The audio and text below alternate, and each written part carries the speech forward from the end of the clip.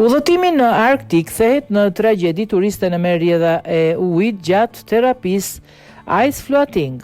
Një udhëtim në Arktik është kthyer në tragjedi për një turiste 57 vjeçare nga Bielorusia, e cila u zhduk pasi u mor nga rryma e një lumi gjatë një aktiviteti të quajtur ice floating, i promovuar si terapi relaksuese për përfitime shëndetësore. Ngjarja ndodhi në lumin Tuloma pranë qytetit Kola në jug të Murmanskut gjatë festimeve të vitit të ri.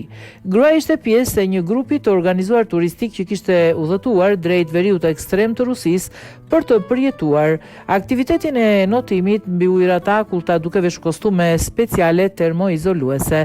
Turistja kishte qëndruar në ujë për rreth 40 minuta kur papritur u shkëput nga zona e kontrolluar dhe u mor nga rrymat e forta nën ujore. Operacionet e kërkimit janë përballur me vështirësi ekstreme për shkak të temperaturave deri në -30°C, mjergullës së dendur dhe errësirës së plotë të natës polare. Banorët lokal kanë paralajmëruar se segmenti i lumit ku zhvillohet ky aktivitet është i rrezikshëm për shkak të ndryshimeve të papritura të rrymave dhe ndikimit baticës nga deti. Dyshohet se momenti i zhdukjes përkoi me një fazë të rrezikshme të lëvizjes së ujit.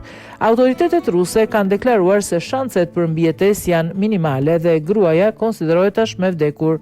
Komiteti Jetimor i Rusisë ka nisur procedim penal ndaj organizatorit të aktivitetit duke theksuar se pajisjet e përdorura nuk përmbushin standardet e sigurisë.